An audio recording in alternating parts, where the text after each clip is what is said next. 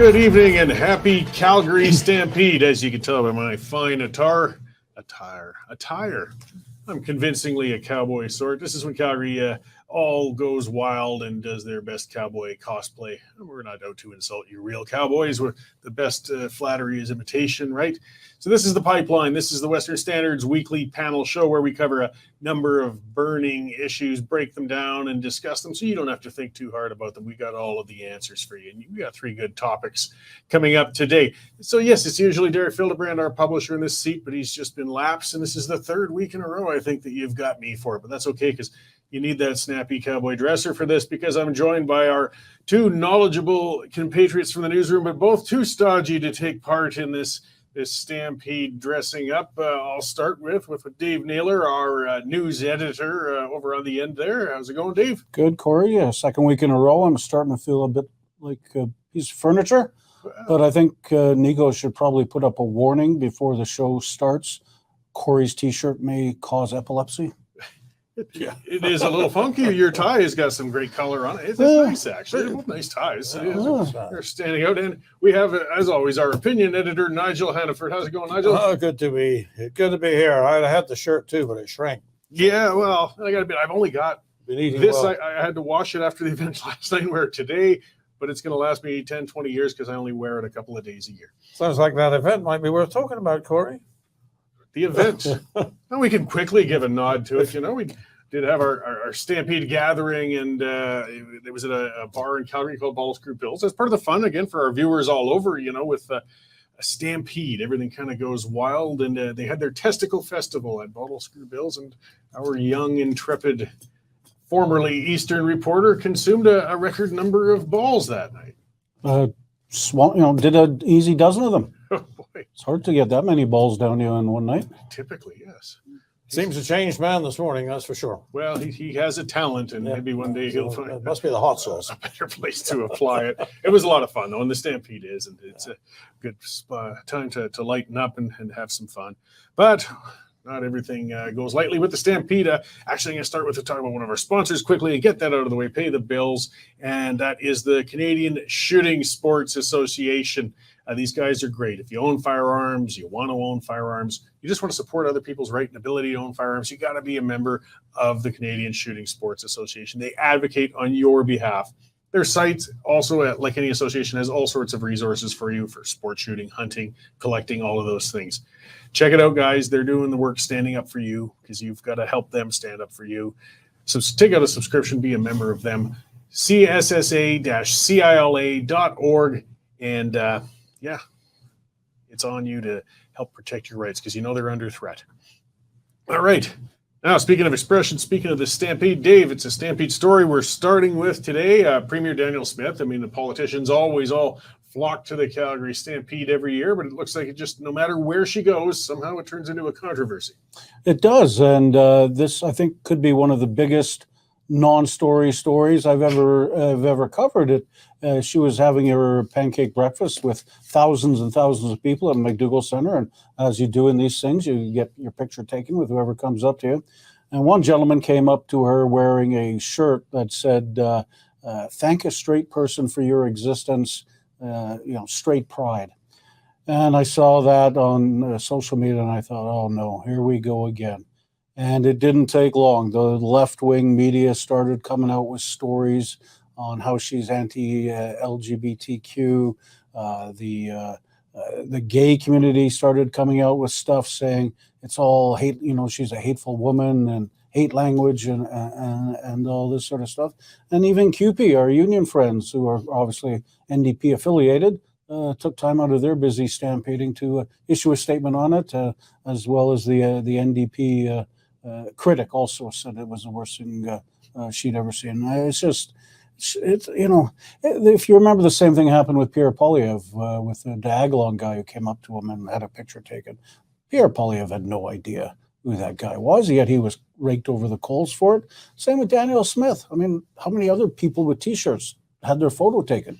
But, this one was a bit controversial. Well, yeah, I'd never even heard of Diagolon before this faux scandal came up with Polyev because he'd taken a selfie. I mean, we've been to enough political events. We've seen that. That's the thing of today. There's no more autographs or anything. It's literally a lineup of people, and it's a production line.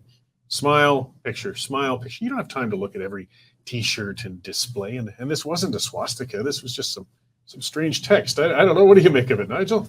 I don't think it's a strange text. I mean, the guy, if you're out there with your rainbow flag and you're proud of the fact that you're homosexual, then presumably what's wrong with a guy who isn't homosexual saying, I'm proud to be straight? Where is there is this double standard. So let's not confuse the issue here. Whether she read the T-shirt or whether she didn't, why can't a guy wear a straight pride T-shirt? Oh, well, you see, that's not the narrative. That's not politically correct. So therefore, you jump on him and you jump on the premier if she happens to be caught standing beside him. So it's the old political racket. And, they go after this because this is all they've got. They can't beat her on economics, on health policy, on any of the other things that government does. So they try to go for a way to cut her throat with, you said the wrong thing and you stood in the wrong place. It's kind of pathetic, actually, but if you've got to a world where you can't say there are men and there are women and and say simple truths, but that is all the other side has got. And it's funny, the next day, or that day, actually, the Premier's office issued an apology. Well, Why? Why? Why would they have to issue an apology? What's supposed to apologize for? And you know what? They don't accept it. They don't appreciate it. All they do is double down. They're thrilled because the Premier's office just brought it back into the headlights again for another news cycle. Yeah, you bet. I'll bet you next Premier's breakfast, they've got at least one staff member standing in the head of the line looking at T-shirts, and it's ludicrous. It is ludicrous. I mean, it makes it difficult. I mean, look, I don't see the point of such a T-shirt. I'll say that. Straight people haven't been oppressed. I mean, I can understand the reason why people who were of the LGBTQ community want to express themselves, because for decades it was told it was shameful and your bars would get raided. But if you want to wear the damn, go ahead. The love that once durst not speak its name now won't shut up. I think that is why sometimes people get so sick of it that they decide to satirize it. Well, as you said too, that there is nothing on Premier Smith. She's been a public figure for quite some time in Alberta, and she's always been actually quite vocally supportive of the LGBTQ community. She's not known as a social conservative. For them to try with that many years of public record to smear Smith because of this, I got a feeling, though, the viewers and voters are going to be fatigued with this tactic. Well, isn't that what cost the NDP the election? People were tired of all the negativity. And in fairness, they haven't even stopped since the election. Every day, tweets and press releases on how bad this is, how bad that is, how bad the UCP has screwed things up. You know what? Give it at least a couple of months break before you start that. People are election fatigued after that endless election. It didn't work to be complaining all the time. Offer better solutions, not just complaints. It illustrates, just to be serious for about 5 seconds, it illustrates the fundamentally different mindsets between the two sides.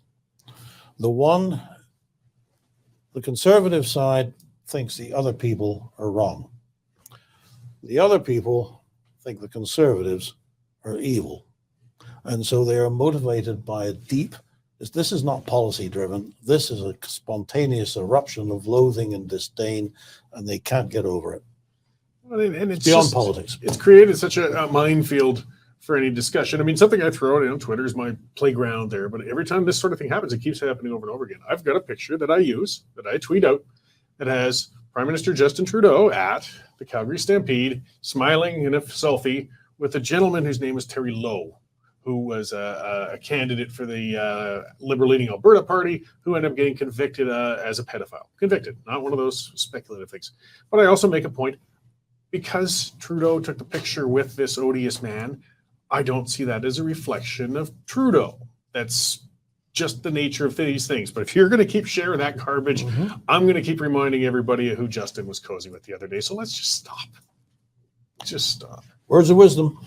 And but I mean, I worry about how this affects political discourse. I mean, we want our politicians to feel free to speak up, not get pilloried whenever anything minor happens. Like, and the rules for the language are allowed now, and with anything social is like, you might have seen it or not. It was a big thing a couple of years ago, but somebody started putting up signs around some college that just said it's okay to be white. It was just physical trolling. That's all it said, was it's okay to be white.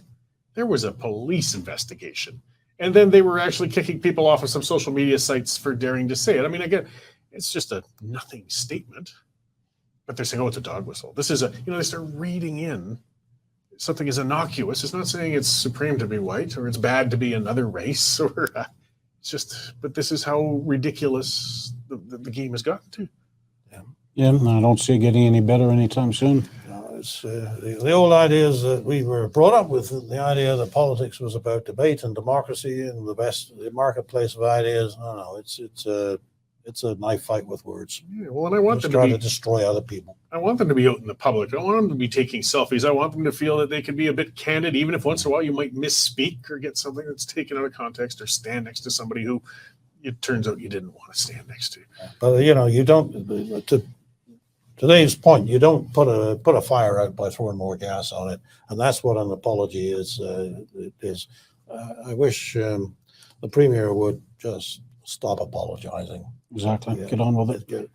These people, you will never satisfy these people. No. So just ignore them and say, you know what? I said what I said. Get used to it. So as I said at the start too, I mean, the Stampede does attract politicians like flies to honey.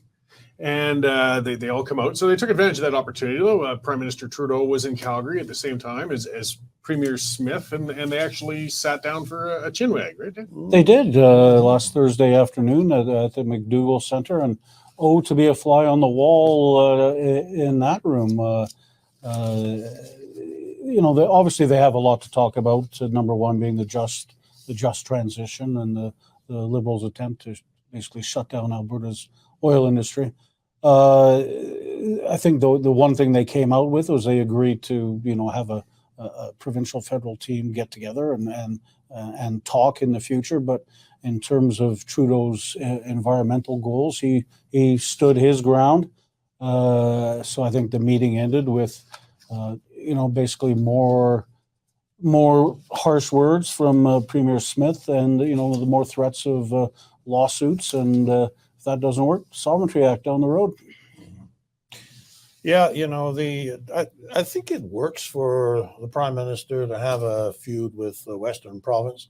Always used to be that it was the provinces. It worked for them to have a feud with the federal government. But in this case, Mr. Trudeau was looking at a federal election no later than October 2025, just over 2 years' time. No guarantee that he'll even get there, unless the NDP is cooperative. So it could actually happen at any time. And for him to go back to central Canada, where, let's face it, it seems people think differently to how they think out here, and point to the Confederate states of Saskatchewan and Alberta and northeastern BC and say, we have people with what's his phrase about attitudes or unreasonable, unacceptable opinions. Borderline racists, misogynist. Yes, right. All of these things, and he will do this if he feels it's in his interest to do, because he's done it before. They are evil people, and you must vote for me to protect you against them. Those were the people who said, "Let the Eastern bastards freeze in the dark." He will go on like that. Would be an election-winning strategy for Mr. Trudeau. And the mirror of that is that for Danielle Smith,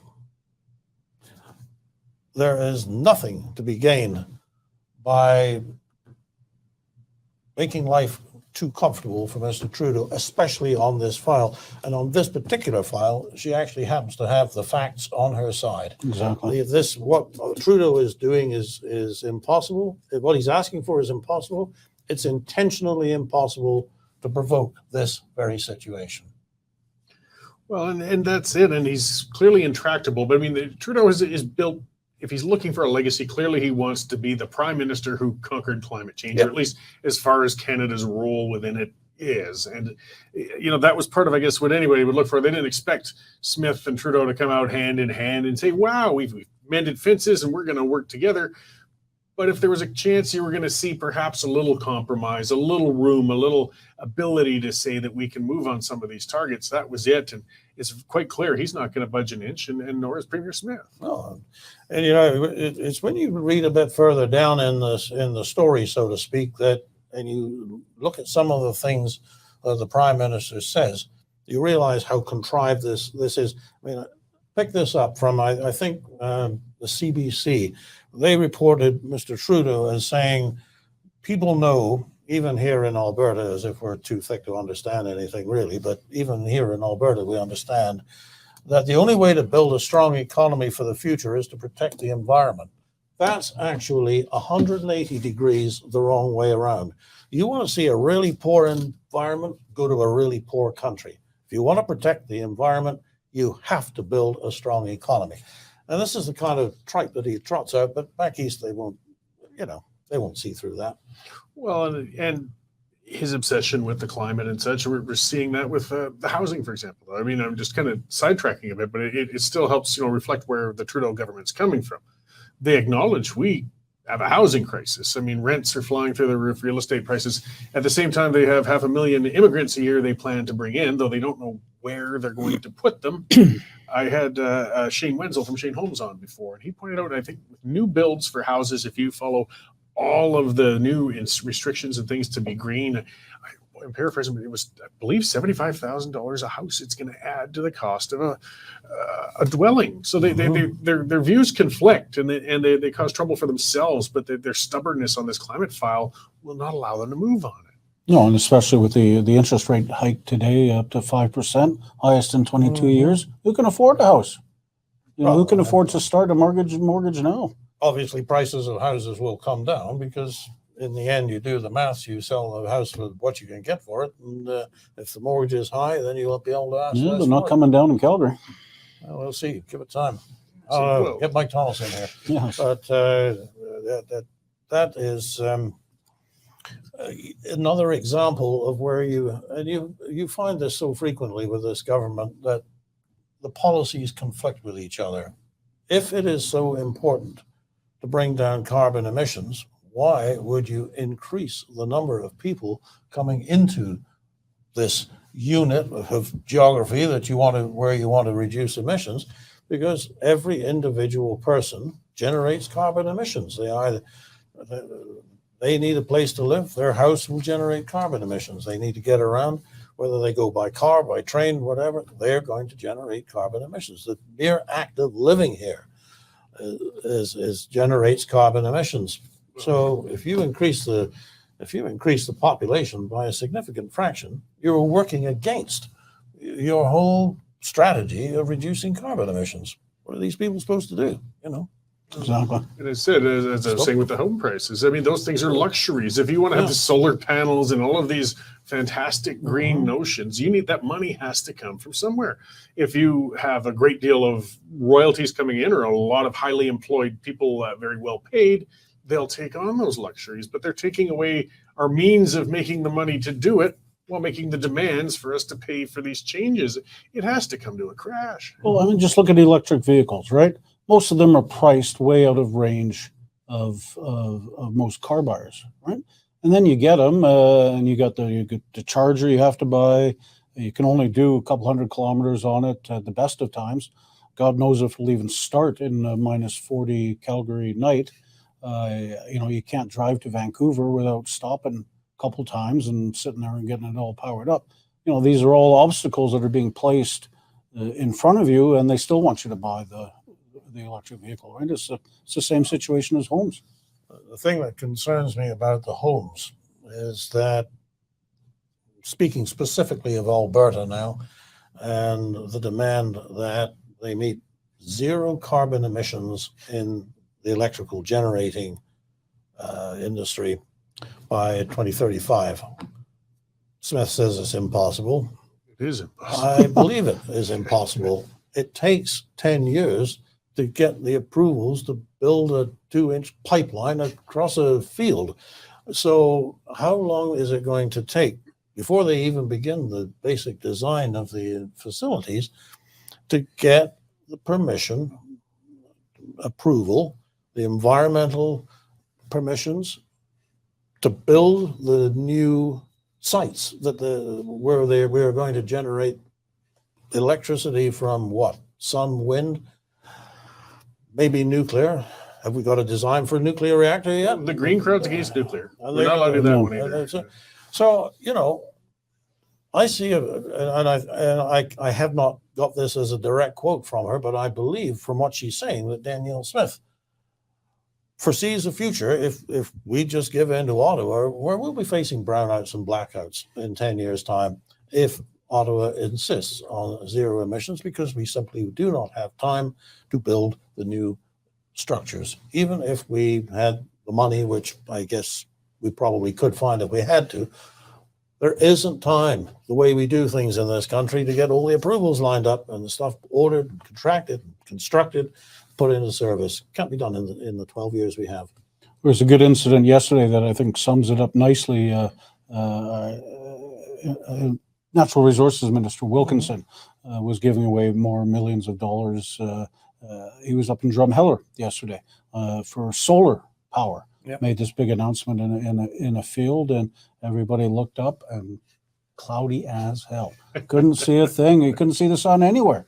And that was just like a metaphor of where it's going.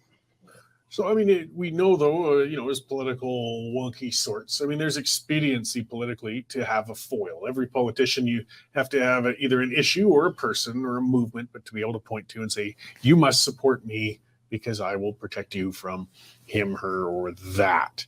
So it's going to be valuable for Premier Smith to of course, keep the fire stoked with Justin Trudeau, and he seems to be quite a willing participant. But the price is going to be, we've got support for secessionism sitting at 20-25% steadily these days. It'll only grow if those two keep fighting. Yeah, and I think what Smith has to do is more than what Kenny did. Kenny would strike a panel to study something or send a letter to Trudeau.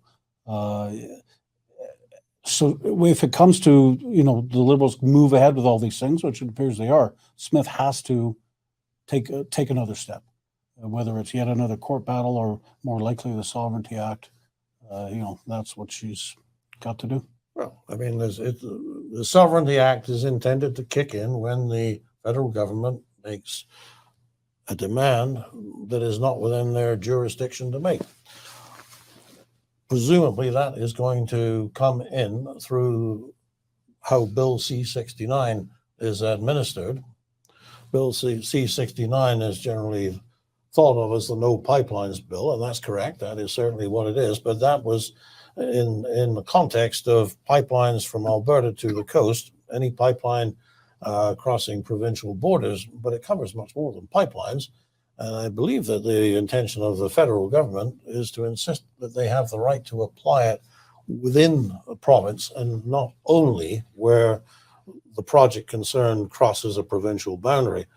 Well, the second they start doing that, that is where the Sovereignty Act kicks in, and then it'll be up to the federal government to sue. So that buys time. And as we're talking about election expectations, I mean, I think a lot of this is predicated on the hope that there would be a change of government in Ottawa in a couple of years' time. We just got to get there. I also note our energy reporter, Sean Polster, this week has churned out several stories. Norway makes the biggest oil discovery in 10 years. Expectations of crude oil or barrels of crude oil a day, going up over the next decade significantly. Natural gas, Britain signed a huge deal with the United States to import natural gas.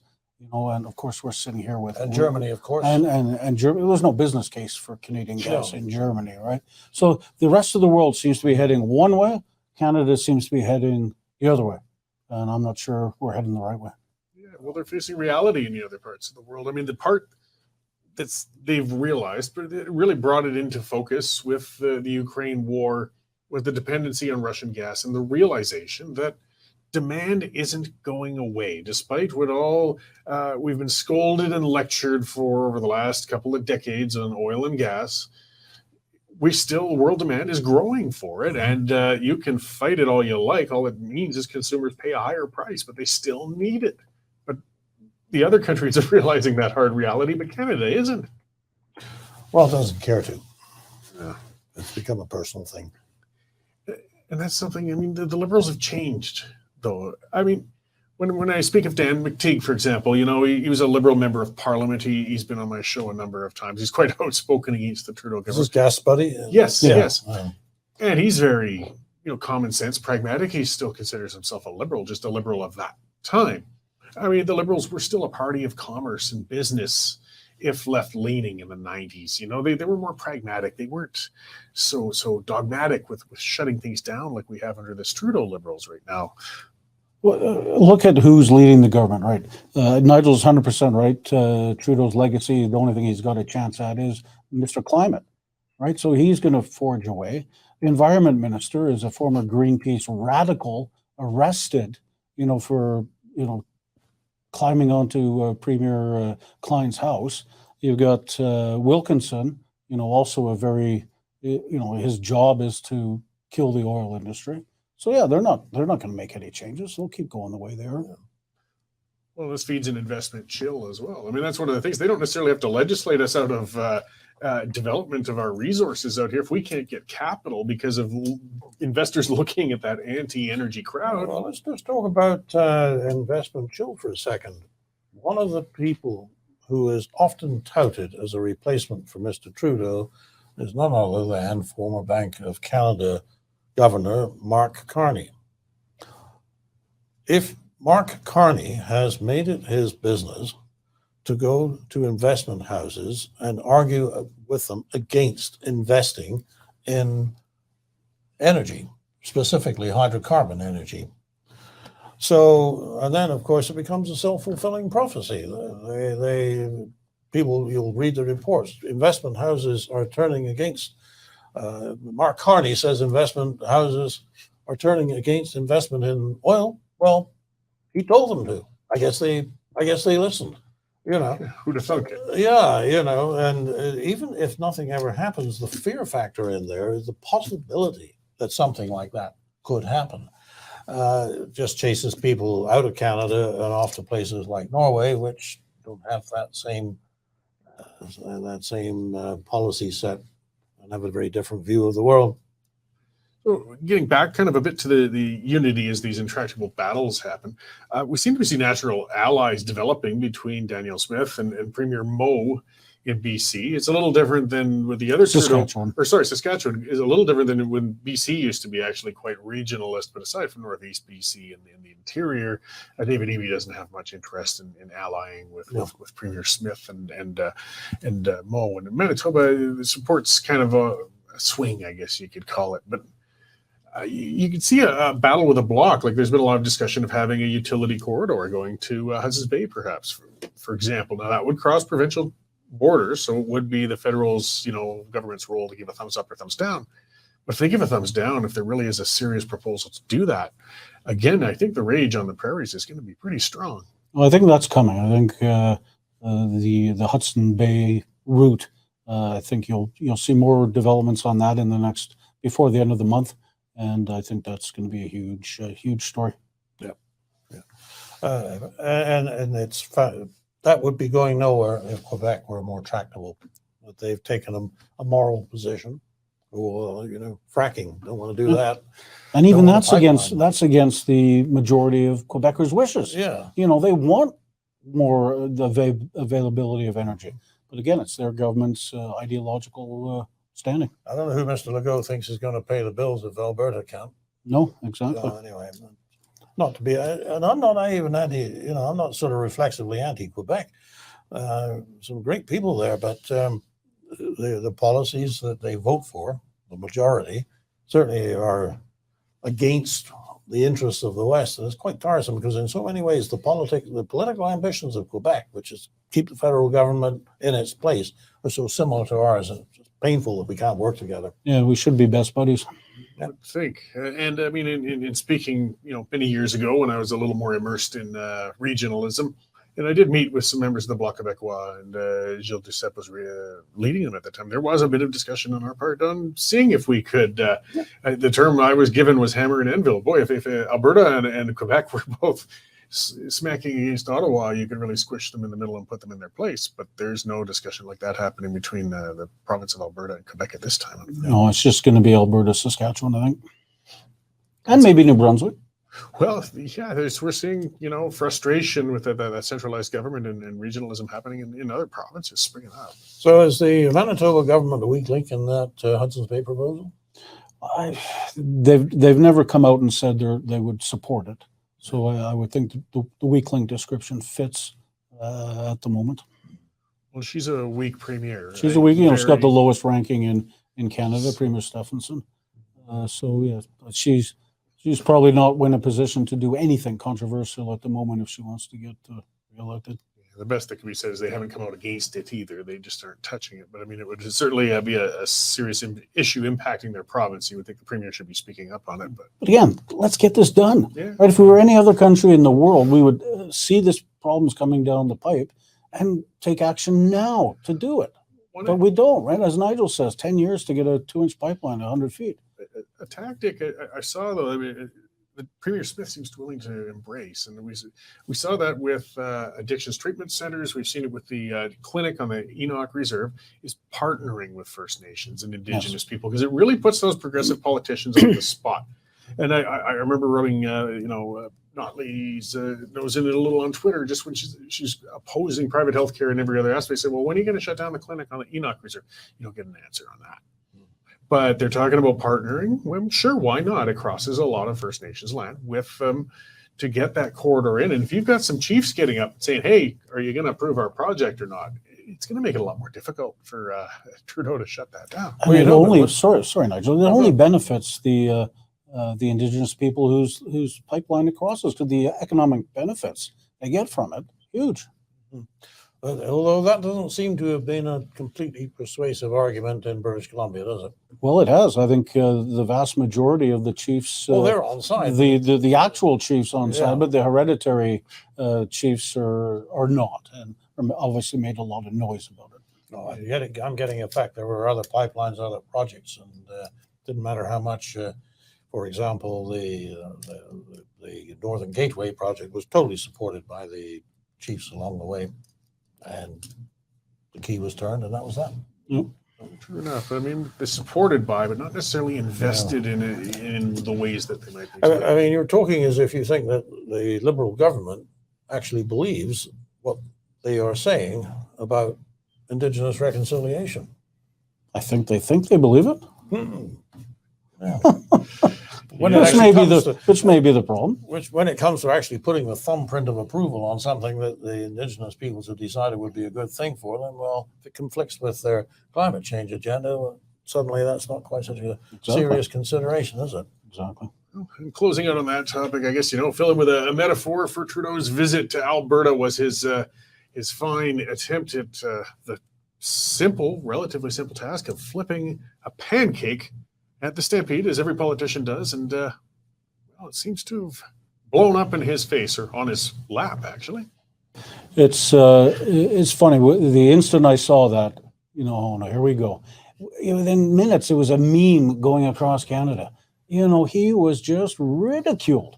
We had a story with Calgary Nose Hill MP Michelle Rempel-Garner saying this was a politician's worst nightmare. And she actually gave instructions on how to do it properly, because I'm sure she's flipped a few pancakes in her lifetime too. I mean, what a mess. I'm sure the PR people would have just sat there shaking their heads. To be fair, I hate to be fair, but when a certain conservative prime ministerial candidate by the name of Robert Stanfield fumbled a ball, dropped the ball. That was taken as a metaphor of his competence to govern. And I believe I'm correct in saying that he, in the warm up, the practice where this is how we do it, let's get it right. He was doing perfect catches. And then when the real thing came, he dropped it. Everybody You know, the has best their- Prime Minister Canada never had was the legend was born. So as I say, I'll attack Mr. Trudeau day and night on his climate change policies and a lot of other things besides, but I can forgive him for squishing a pancake. Oh, everybody has their moments, you know. Yeah, when you slip and yeah, it so- splattered. There was too much grease or whatever. It does hit on people, as you said with Stanfield, fair or not fair, because a part of the image of Justin Trudeau Am I too giving my age away here? is a gentleman who never. Well, You're a student perhaps of little- history. Yes, Yeah, A right. student of I history. mean, Trudeau's a guy who's never really cooked a meal for Watched himself. it with my own eyes. Exactly. How many does he spend on groceries a year? $60,000-$70,000 or something like that? Flipping a pancake's usually It's kind of a- a rudimentary kitchen skill. It's a metaphor for how he's running the country. In my Yeah. opinion. I mean, I do know that back in my PMO days, you would not have had to tell Stephen Harper how to flip a pancake. No. But if there was any doubt about it, there would have been a practice. Let's get this right. But again, like the T-shirt thing with Smith, it's just something to chuckle over. But Yeah. it's not the issue of this It's not the issue. decade. We've got bigger ones with Prime Minister Trudeau, but we could chuckle a little again. You're trying to make that Anytime we can impression mock him, the better. Right? Well, it makes me think of there's a Homer Simpson meme, you know, from he's trying something on The Simpsons, where he's trying to make a recipe, you know, with milk and cereal, and he pours the two together and it catches on fire. That's how inept you are, and it's just what's kind of funny. Yeah. All right, getting into something less funny, and back to the federal government, but not as regional. This is still pretty directly affects us. That's Bill C-18 and Ottawa's strategic withdrawal in this fight for democracy. Yeah, it was. You knew it was going to come, or some form of it was going to come, because the government had said no to giving huge amounts of cash or asking for a huge amount of cash from Google and Meta for Facebook. And the law passed, and those two tech giants said, "Oh, we're cutting off your news supply."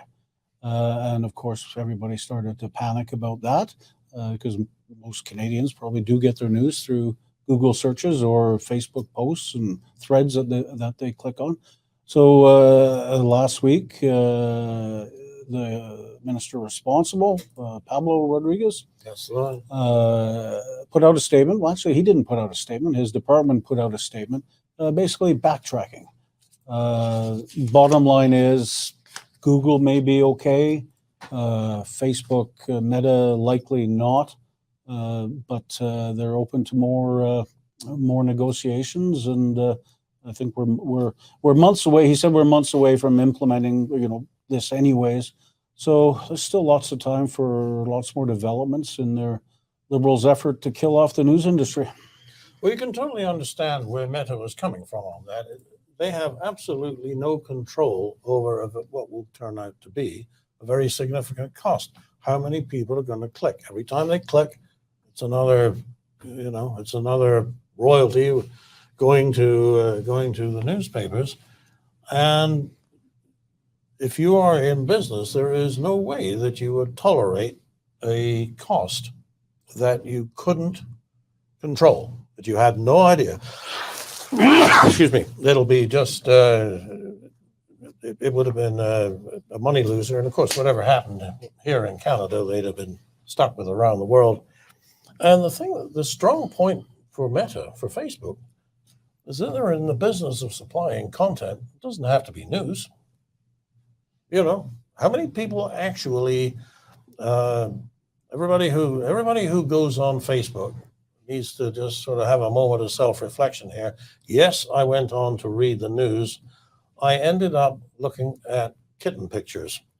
So they have the kitten pictures. They have the beauty. They have the sports. They have the sort of the real life stuff, the entertainment and the fashion and everything else. Why do you think we started putting those things on the front pages of newspapers in the skyboxes? Because we knew that it was actually celebrity slobber that drew people. So they can do that. They do not need the Canadian press. Well, that's the nature of Facebook. That's Yeah. what they seem to have forgotten. Everybody's a content producer. The guy taking the picture of his food bowl and putting up there is a content producer. The guy sharing the little video of his niece with her first steps is a content producer. That's what generates it. It doesn't mean that those people are stealing something from Facebook, and that's the language they used. I mean, you can see why Facebook dug in. I mean, that's got to be really insulting So No. we're providing this and giving you a platform to Yeah. share these things and reach wider. And we have this government turn around and accuse us of stealing from them. Mm-hmm. I guarantee you, if you were to take if you could get an accurate measure on a news story today of how many people read it, and you took the measurement of how many read it on print and how many read it on Facebook, and you wait until a year after this legislation has taken effect, with Facebook not being part of the action, you'd still have that little bit of print that still goes out, perhaps. No guarantees, but let's hope.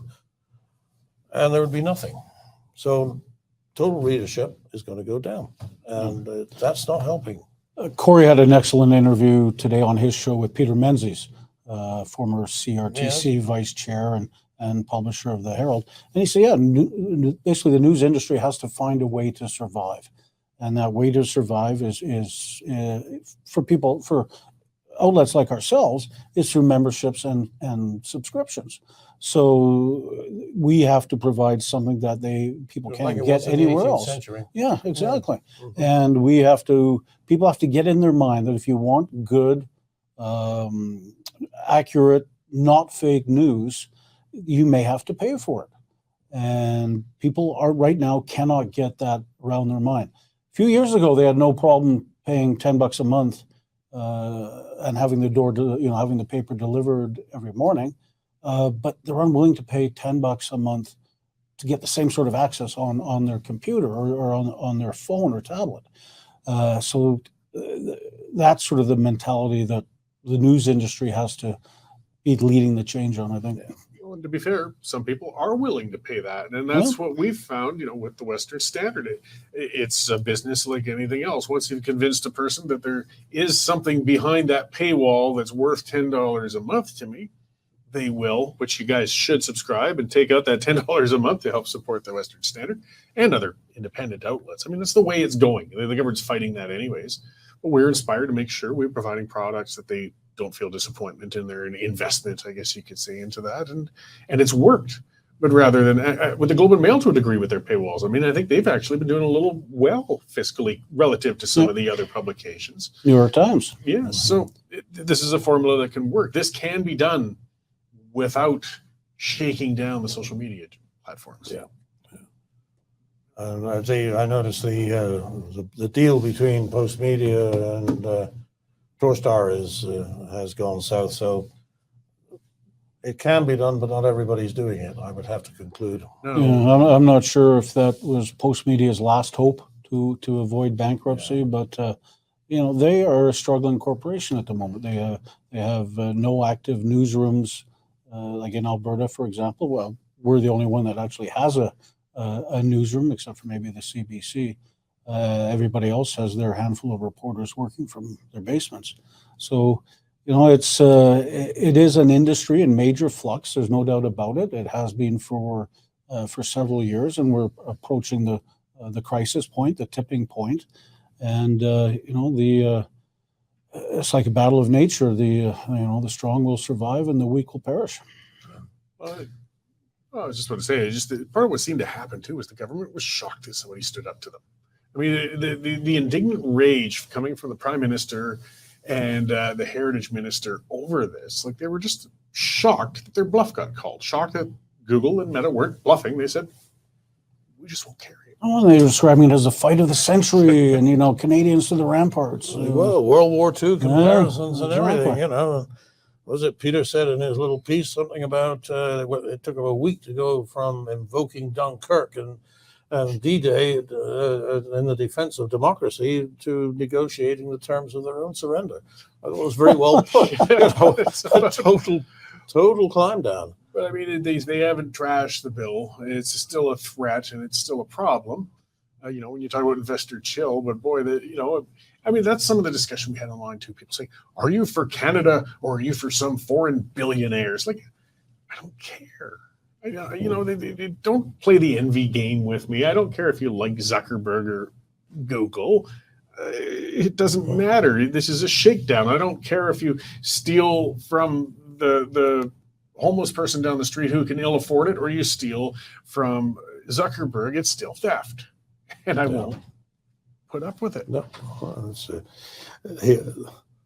I mean, we have had our own issues with Facebook trying to report certain elements of news. Yes, we've been bad. We've been put in Facebook jail. Put in Facebook jail. And YouTube jail. Yeah, you know, it's not that we're carrying a flag for Mr. Zuckerberg, far from it. And if you remember, they were very strong in censoring a lot of vaccine content, and you know, they did a good job of muzzling the media, no doubt about that. So we're not great friends of them. We just want to see that modern press diversity. Well, looks like we've kind of covered it all for this week, guys. So thank you for joining in this different seating and in my loud shirt today. You put up with it. So Nigel, Dave, I'm seeing six fingers here. Yes. It's bad for anybody with a hangover. Some folks in this office don't have to look at me that much. It's probably for the better. Yeah, great to be here today, Cory. Yeah, well, and thank you guys for tuning in. And again, make sure to subscribe. That's how the independent outlets are going to survive. That's how we stay independent and we're responsible to you rather than to a government. So again, thank you all for tuning in this week, and be sure to come in again next week, and we'll solve all the world's problems on that day for you as well. The current Lethbridge feed grain prices are as follows. Cash barley's at $4.28, feed wheat's at $4.18, and corn's down $3 at $3.90 per metric ton. In the milling wheat markets, September Minneapolis futures lost 15 cents at $8.49, with local hard red spring bids for July movement at $9.75 per bushel. In the oil seeds, nearby canola futures increased $11.20 at $7.98.30 per ton, with delivered values for August movement at $18.33 per bushel. In the pulse markets, nearby red lentils are trading at 34 cents a pound, and yellow peas remain at $11.50 per bushel. In the cattle markets, August live cattle are down 22 cents at $178.60 per 100 weight. For more information on grain marketing, call me at 403-394-1711. I'm Sean Smith at Marketplace Commodities, accurate real-time marketing information and pricing options. Canadian Shooting Sports Association. Without the CSSA, our gun rights would have been taken long ago. These guys are on the front lines helping to draft smart and intelligent firearms regulations and legislation in Canada, and more importantly, educating the public about how we keep guns out of the hands of the wrong people. To become a member, it's absolutely worth every penny.